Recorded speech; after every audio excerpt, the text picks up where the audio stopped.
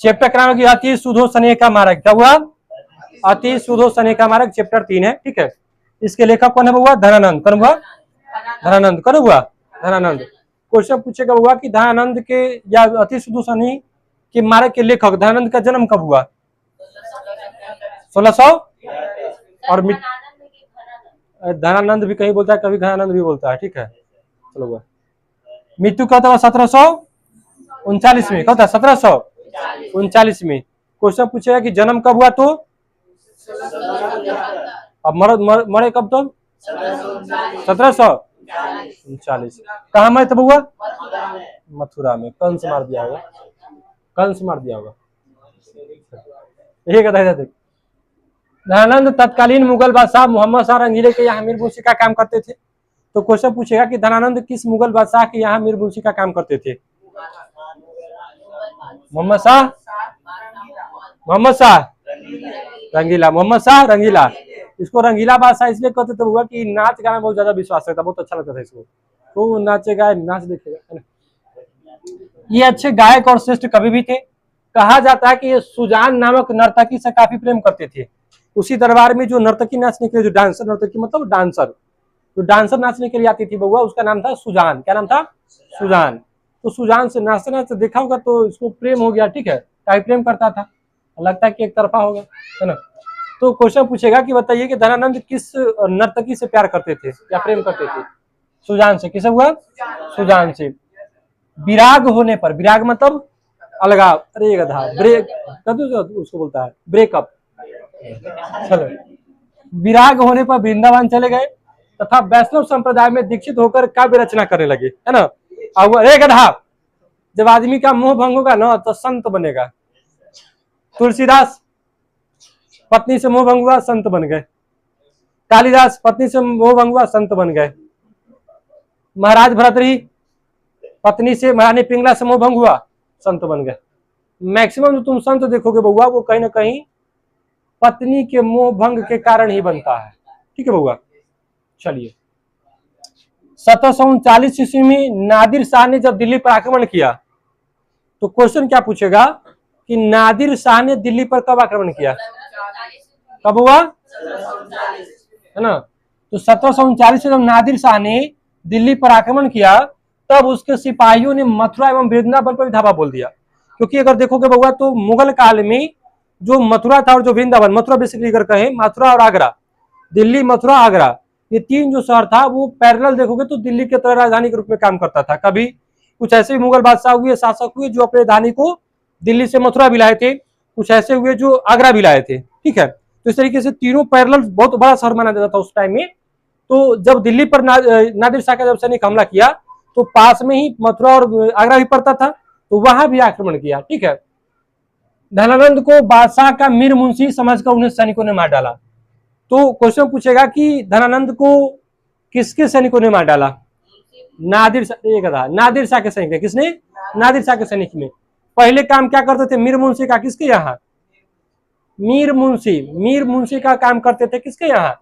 मोहम्मद शाह रंगीला के यहाँ। किसके यहाँ? मोहम्मद शाह रंगीला के यहाँ। तो मोहम्मद शाह रंगीला के यहाँ मीर मुंशी का काम करते, लेकिन बाद में छोड़ दिए।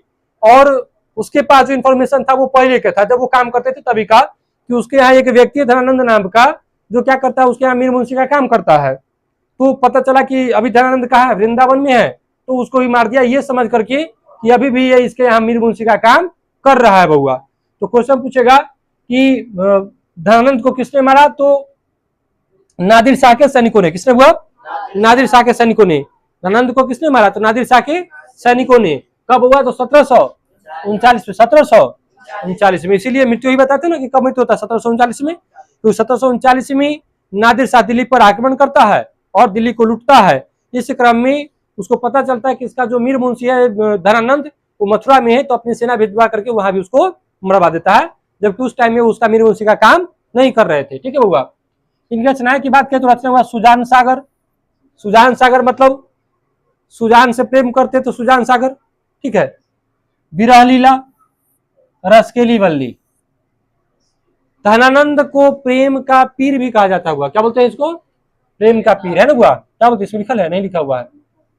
प्रेम का पीर। क्वेश्चन पूछेगा कि प्रेम का पीर किसे कहा था? प्रेम के पीर कवि के रूप में किसे जाना जाता है? धनानंद को। किसको हुआ? धनानंद को। प्रेम का पीर कौन हुआ? धनानंद। कौन हुआ? धनानंद। प्रेम का पीर इसलिए कहता है क्योंकि प्रेम के कारण ही और जो है भक्ति मार्ग में या संत वाले मार्ग में आया हुआ। ठीक है। कविता की बात करें तो ये धनानंद के 2 छंद संग, यहाँ पे कितने छंद हुआ? 2 छंद। क्वेश्चन पूछेगा कि चैप्टर का नाम क्या था? अति सुधो सने को मार्ग है ना। अति सुधो सने को मार्ग है चैप्टर में। धनानंद के कितने छंद है हुआ? 2 छंद। कितना हुआ? 2 छंद है। ठीक है हुआ।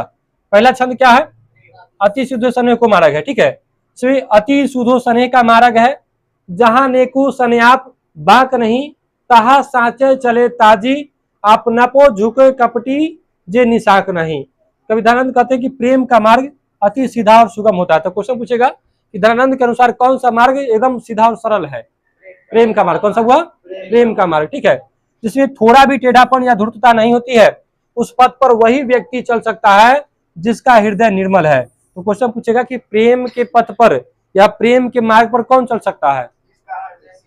जिसका हृदय निर्मल। जिसका हृदय निर्मल हो बउआ।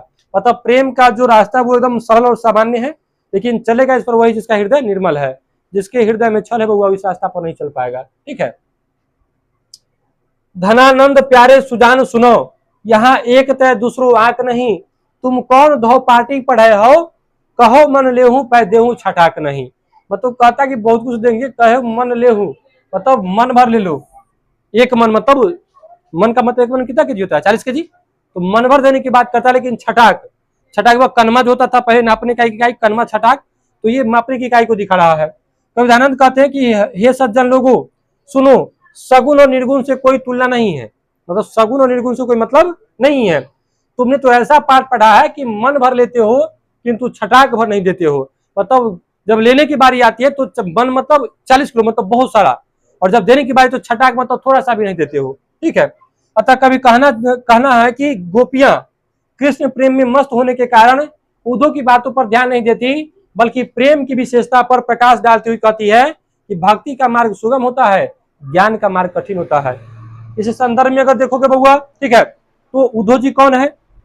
उद्धव जी कौन है बउआ? तो कृष्ण भगवान के भाई कहे जाते हैं उद्धव जी। ठीक है बउआ। उद्धव जी को घमंड था कि हम बहुत ज्ञानी आदमी हैं, हमारे पास बहुत ज्ञान है, और इस संसारिक चीजें प्रेम प्रेम ये सब कुछ नहीं होता है।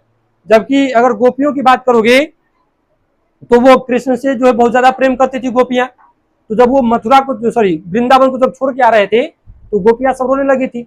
इसी संबंध में जब राज दरबार में जब द्वारिका में जब उनका भेंट हुआ तो उद्धव जी कहते हैं कि देखिए कृष्ण को कि देखो कुछ नहीं है, ये सब सांसारिक चीजें हैं, सब फालतू चीजें, प्रेम प्रेम कुछ नहीं होता है, आसक्ति है। तो ये सारी चीजें बोले तो कृष्ण बोले कि अच्छा आपको लगता है ज्ञान का घमंड हो गया है, तो ज्ञान का घमंड तो घमंड तोड़ना जरूरी है। बोले कि ठीक है, एक चिट्ठी ले जाइए और वृंदावन में जो गोपियां हैं उन गोपियों को ये चिट्ठी दे दीजिएगा, है ना।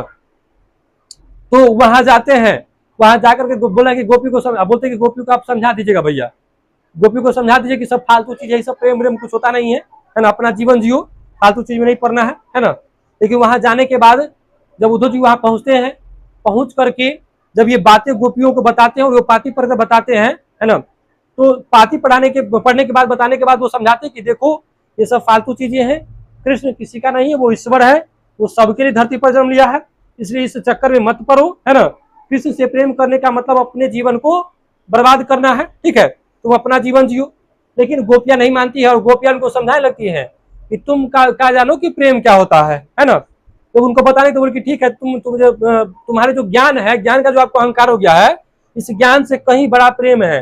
अगर ठीक है तो प्रमाणित करके दिखाओ, क्योंकि जो विद्वान व्यक्ति होता है, जो अपने आप को विद्वान समझता है, जो भी हो, जो तार्किक व्यक्ति होता है वो तर्क मांगता है। तो उद्धव जी बोलते हैं कि उद्धव जी से बोलते हैं गोपी, उद्धव जी अगर आपको इतना ही विश्वास अपने ज्ञान पर है तो आप अपना ज्ञान का प्रमाण दीजिए। तो लगे ठीक है, हम अपना ज्ञान का प्रमाण देते हैं, आप अपने प्रेम का प्रमाण दीजिए। तो प्रमाण स्वरूप में बोलिए क्या करना होगा, गोपियां बोलती है, और राधा जी भी वहां रहती है। तो राधा जी बोलती है कि ठीक है, बोलिए क्या करना होगा। तो बोले कि ठीक है, हम मान जाएंगे कि आप कृष्ण से प्रेम करते हैं और कृष्ण भी आपसे प्रेम करते हैं। जब कृष्ण यहाँ साक्षात हमें दिख जाए तब मान लेंगे कि आप कृष्ण से प्रेम करते हैं। गोपियां, राधा जी तो जो साक्षात लक्ष्मी के अवतार थी, है ना, वो दिखा दिए बउआ कि कृष्णमान को वहां जैसे ही जो हुआ प्रकट हुए कृष्णमान, अब उद्धव जी के दिमाग ठनका कि बताओ इतना बड़ा बड़ा आदमी तप जग करता है, उसको दर्शन नहीं देता है। आई गोपी बुलाई थी, यहाँ पे दौरा चलाया है ना, वहां से उद्धव जी को लगता कि नहीं, उनका ज्ञान का अहंकार टूटता है और वो भी उस भक्त से कृष्ण की भक्ति करने लगते हैं। तो ये उद्धव जी थे बउआ। तो यहाँ पे वही बता रहे हैं, गोपियां बताती है कि कृष्ण का जो प्रेम है वो सब नहीं जान सकता है। वो कहा बता ना कि जाके पैर न फटे बुआई, सो का जाने पीर पर आई। तो गोपी जानती थी बिछड़ाव का मतलब क्या होता है, उद्धव जी को क्या पता है ना। वो तो अपने ज्ञान के अहंकार में डूबे हुए थे। मो अंशुवाणी लय बरसे पर काजई दे को धारी फिर, परजन्य जदारत है दर्शो, निधि नीर सुधा की सम्मान करो, सबही विधि सज्जनता सरसो। कवि दयानंद कहते हैं कि दूसरे के उपकार के लिए शरीर धारण करके बादल के समान फिरा करो और दर्शन दो। मतलब क्वेश्चन पूछेगा बउआ कि ये बताइए कि कभी जो अपनी सुजान या जो अपनी प्रेमिका का तुलना या कृष्ण का तुलना किससे करते हैं, बादल से। किसे हुआ, बादल से। क्वेश्चन पूछा कि परजन्य किसे कहा गया है, कविता में परजन्य किसे कहा गया बउआ, बादल को। किसको हुआ, बादल को। क्वेश्चन पूछे कि परजन्य का अर्थ क्या होता है, अरे गधा, देह धारण करना, दूसरा का देह धारण करना। क्या हुआ, दूसरा का देह धारण करने वाला, देह धारण करने वाला। तो बादल जो हुआ दूसरा को खुश रखने के लिए, दूसरे के फायदा के लिए देह धारण करता है और बादल बारिश होकर के लोगों को सुखी बनाता है। ठीक है बउआ। समान बना दो तथा अच्छा, धनानंद जीवन दायक हो कछु, मेरियो पीर हिय परसो, कबहू वा विषानी सुजान की, आंगन मो अंशुवानी ले बरसो। तो गोविंद आनंद का आग्रह है कि उनकी हार्दिक पीड़ा का अनुभव करते हुए उन्होंने जीवन रस प्रदान करो, ताकि वह कभी भी अपनी प्रेमिका सुजान के आंगन में उपस्थित होकर के अपने प्रेम रूपी आंसू की वर्षा करे। क्वेश्चन पूछता बउआ, बताइए कि कभी कहाँ बादल बनकर बरसने की बात करता है, सुजान के आंगन में। क्या हुआ, सुजान के आंगन में। क्या हुआ, सुजान के आंगन में। क्वेश्चन पूछेगा कि धनानंद की प्रेमिका का नाम क्या है, सुजान। क्या हुआ, सुजान। कभी क्या बनकर बरसने की बात करता है, बादल। क्या हुआ, बादल। चलो बउआ, तो आज क्लास में इतना ही, बाकी अगले क्लास में।